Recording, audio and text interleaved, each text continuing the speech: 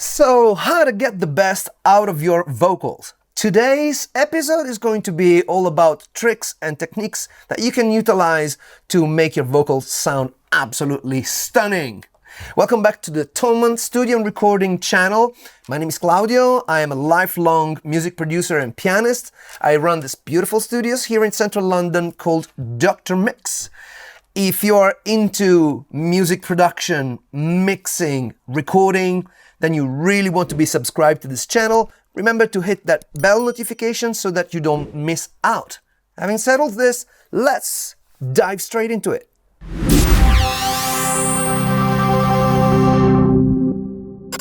Cool. So let me give you a few indications about recording the vocals. You should always make sure that the room where you're recording is quiet as much as possible, that there are no noises coming from the outside world. If you can't avoid that, then I would suggest to use a dynamic microphone such as the Shure SM7B. You can use that microphone really close to your mouth and it will minimize the chances of noises coming into your recording, as well as maybe, reverb coming from the room. You always want to make sure that your vocals are pretty much as dry as possible. Another thing that you want to make sure is that you are recording with headphones and that possibly you're using closed back headphones so that the sound doesn't spill out back into your microphone. So having said all this, I am going to show you this session with UK legendary soulful singer Thomann. We did this track together. It's called Dance With You by Sunlight Square, featuring Thomann, and I released it maybe 2 or 3 years ago, something like that. I have pulled out the session with no plugins, no mixing. There is maybe one here, we'll remove that as well. So it's really raw, and I'm going to show you how I'm going to improve the sound of these vocals. Take a look at the situation, it feels so good to me. That's why I know that we were meant to be. All right, first off, you will notice that there are some parts that are quieter and some parts that are louder. Like, for example, here at the beginning. Take a look at the situation, it feels so good. It starts strong and goes down, which, of course, Thomann is a great singer and he uses dynamics quite a bit. So we're gonna start using a generic compressor just to get the vocals into roughly the correct range. So I can even use just a channel strip, yeah, and just turn on the compressor and have it work a little bit. That's why I know. That's definitely too much. That we were meant to be. I cannot repeat this sensation in bone. As you're seeing, I'm just catching the loudest parts. So if you look at this against the vocals, right? Take a look at the situation, it feels so See, good. here it's not compressing almost at all, but if you go back, then in this area it will act more. Take a look at the situation, it feels so good to me. I think this is still a bit too much, so I'm going to turn down the compression ratio from 2:1 to about 1.6. That's why I know that we were meant to be. Now we have tamed it a little bit. The next thing that we're going to do is we're going to use parallel compression. The reason why we use parallel compression is because it affects the dynamic range in a much better way. It means basically that we are creating a very compressed version of these vocals and we are just playing it along. Let me show you how that's done. All right, so we're gonna go to the mixer and here I go, add effects to selected channel. So we're in Cubase, but you can use anything. It's just, I'm explaining the signal path here. So let's go for the CLA from waves. So equals LV. all right? I have this, and I'm gonna push this L, which means we're gonna solo this channel, but we're not gonna solo the channel that feeds this channel with the signal, so that we can hear just the compressed version of it, all right? Take a look at the situation, it feels so good to me. That's why I know. So we're compressing a lot. We need a little bit faster release because, you know, we want this to feel compressed. This has to be pumping because this is parallel. Let me show you. I cannot be feeling such sensation in my bones. It reaches from my head down to my toe. All right, something like that will do. So check out what happens, yeah? Now I'm gonna pull it all the way down. Take a look at the situation, it feels so good to me. That's why I know that we were meant to be. Without it? I cannot be feeling such sensation in my bones. With it. It reaches from my head down to my toe. So you see, what I'm really doing is I'm compressing the vocals, and I am just adding a little bit of it so that when the vocals in terms of volume fall below a certain threshold, this will not, because it will still provide a fully compressed version of it. So by using parallel compression, we have this advantage where we don't shave off the peaks, we don't shave off the dynamic, but we provide like a solid core to the vocal sound so it never falls below to the point where we cannot hear it because it drowns in the mix. So this is a very, very useful technique. Also, the compressors that I've used is modeled after the 1176, and it has a lot of character. It makes vocals shouty. So that, you know, gives us more color versus the one that we've used before, which is very transparent instead. You know, we don't want to hear the work of this. We want to hear the work of this, all right? So let's keep on playing that. Take a look at the situation, it feels so good to me. That's why. Now it feels like we are a little bit too loud, so I'm gonna pull everything down a little bit, all right? So we're just massaging the vocals at this point. The next thing that I'm going to do is I'm going to group both of these because, of course, if I want to ride the volume of these two channels, I'm not gonna ride them individually. I am just going to create a group, add a group channel to selected channels, yeah? And then this we call, and this is the symbol for me for groups, lead vocals, okay? Next, start adding effects because, you know, these vocals are nice and dry, but we want to place them somewhere in our spectrum. So I will start by giving it a bit of generic delay, generic ambience, like a reverb.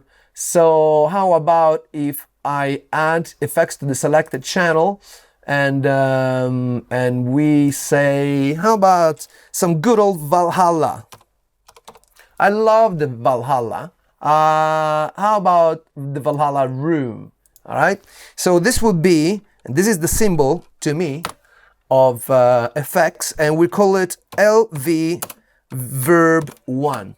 So let's see how this sounds. I know that we were meant to be. I cannot repeat this sensation in bones. So I like the sound of this, but I also think that I need a little bit of pre-delay because I don't want to hear the reverb going on top of the vocals. I wanted the reverb to wait for a sec before coming in, and I'll show you how that makes a difference.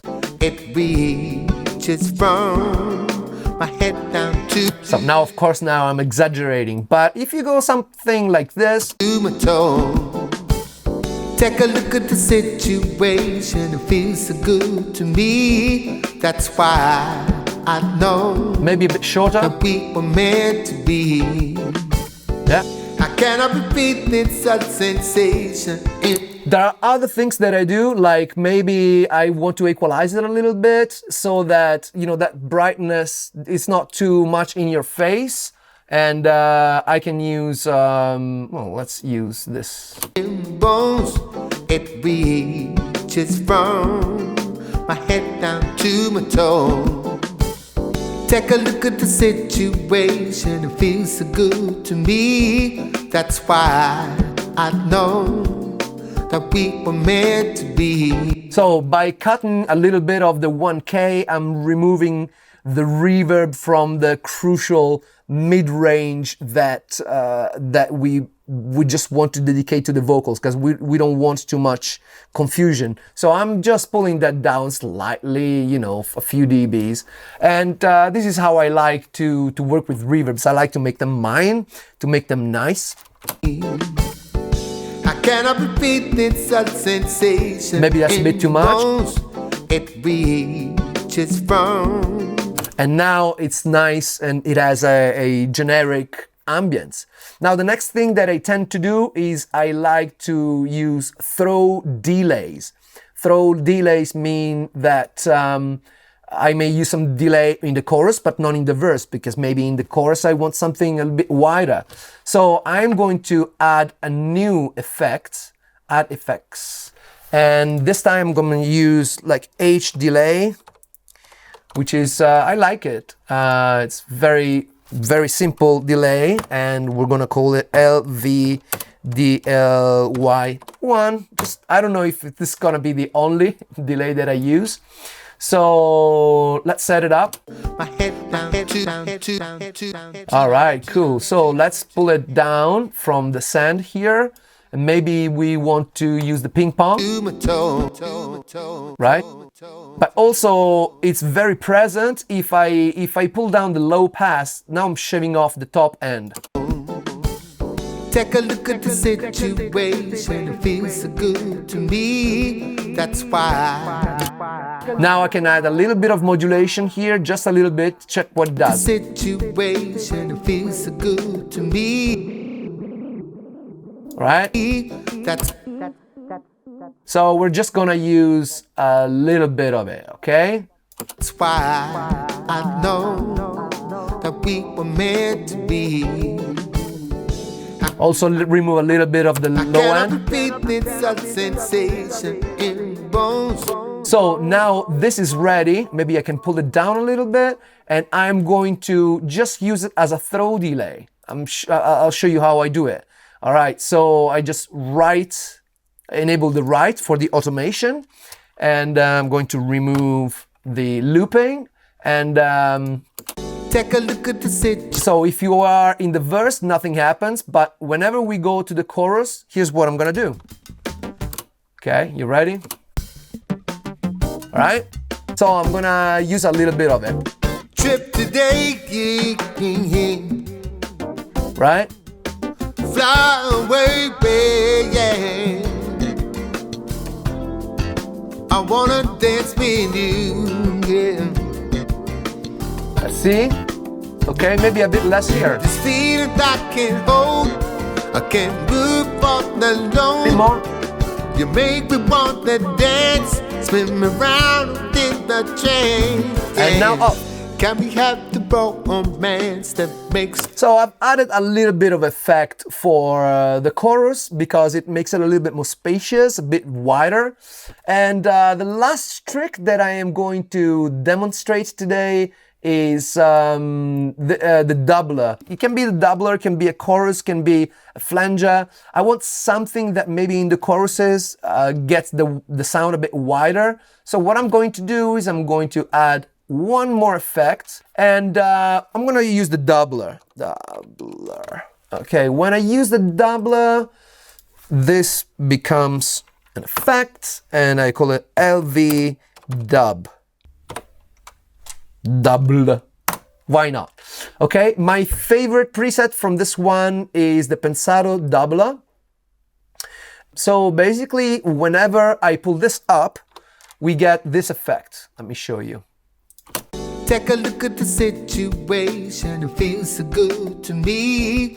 That's why right? I know that we were meant to Without be.